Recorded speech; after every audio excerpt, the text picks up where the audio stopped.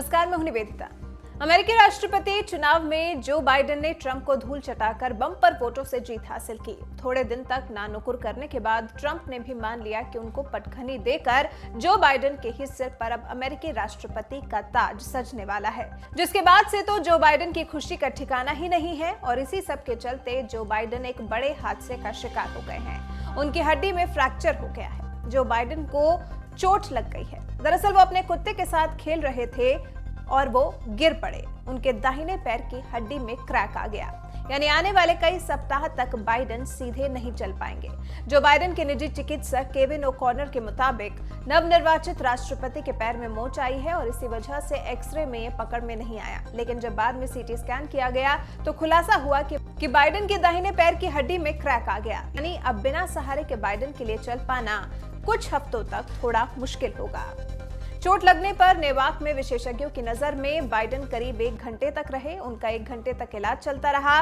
Biden के पास 2 कुत्ते हैं जिनके साथ खेलते हुए बाइडेन हादसे का शिकार हो गए, लेकिन ये समय उनके जल्द ही स्वस्थ हो जाने का है, क्योंकि अभी आगे आने वाले नए साल की 20 तारीख को यानी 20 जनवरी को जो बाइडेन राष्ट्रपति पद की शपथ लेंगे, जिसके लिए अब बाइडेन अपने मंत्रियों के चुनाव प्रक्रिया में भी जुट गए हैं। जल्द ही बाइडेन को चोट के साथ साथ अपना ये काम भी फिट कर लेना होगा, जिससे कि शपथ लेते समय किसी तरह की शंका न रहे। फिलहाल आप बाइडेन के इस तरह से चोटिल हो जाने को लेकर क्या कहना चाहेंगे, हमें कमेंट करके बताएं। साथ ही आपको दिखाते चलें बाइडेन ने अपनी जीत के बाद आखिर क्या कुछ कहा था।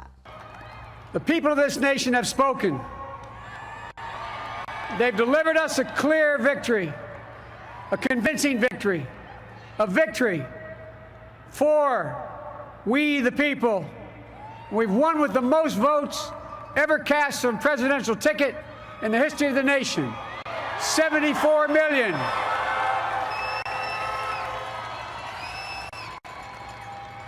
What I must admit has surprised me. Tonight, we're seeing all over this nation, all cities and all parts of the country, indeed across the world, an outpouring of joy, of hope, renewed faith in tomorrow, bring a better day. And I'm humbled by the trust and confidence you placed in me. I pledge to be a president who seeks not to divide, but unify, who doesn't see red states and blue states, only sees the United States. And work with all my heart, with the confidence of the whole people, to win the confidence of all of you. And for that is what America, I believe, is about. It's about people. And that's what our administration will be all about.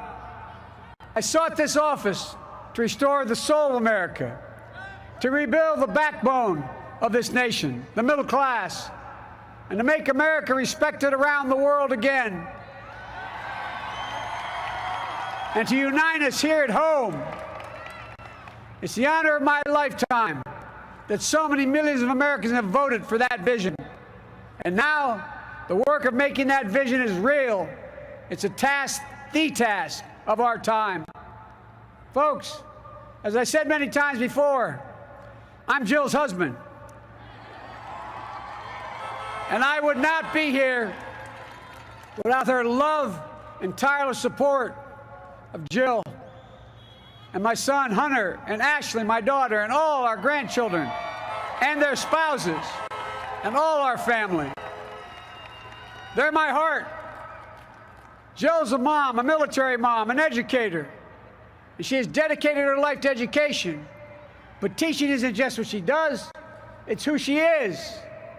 For American educators, this is a great day for y'all.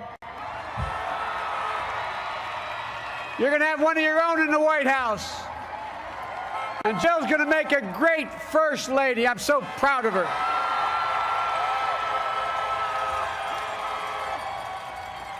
And I'll have the honor of serving with the fantastic Vice President who you just heard from, Kamala Harris, who makes history as the first woman, first black woman, the first woman from South Asian descent, the first daughter of an immigrant ever elected in this country. Don't tell me it's not possible in the United States. It's long overdue. And we're reminded tonight of those who fought so hard for so many years to make this happen. But once again, America's bent the arc of the moral universe more toward justice. Kamala, Doug, like it or not, your family, you become an honorary Biden. There's no way out. All those of you who volunteered and worked the polls in the middle of this pandemic, local elected officials, you deserve a special thanks from the entire nation. And to my campaign team and all the volunteers and all who gave so much of themselves to make this moment possible, I owe you. I owe you. I owe you everything. And to all those who supported us, I'm proud of the campaign we built and ran. I'm proud of the coalition we put together, the broadest and most diverse coalition in history. Democrats, Republicans, Independents, progressives, moderates, conservatives, young, old, urban, suburban, rural, gay, straight, transgender, white, Latino, Asian, Native American. I mean it, especially for those moments, and especially for those moments when this campaign was at its lowest ebb. The African-American community stood up again for me. You've always had my back, and I'll have yours.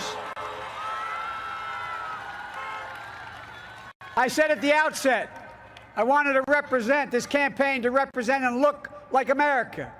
We've done that. Now that's what I want the administration to look like and act like. For all those of you who voted for President Trump, I understand the disappointment tonight. I've lost a couple times myself, but now let's give each other a chance. It's time to put away the harsh rhetoric, lower the temperature, see each other again, listen to each other again.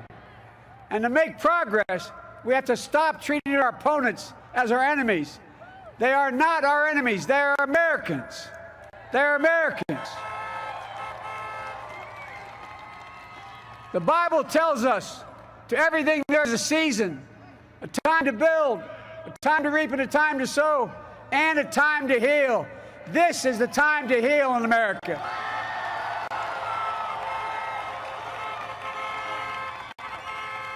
Now this campaign is over. What is the will of the people? What is our mandate? I believe it's this. Americans have called upon us to marshal the forces of decency, the forces of fairness, to marshal the forces of science,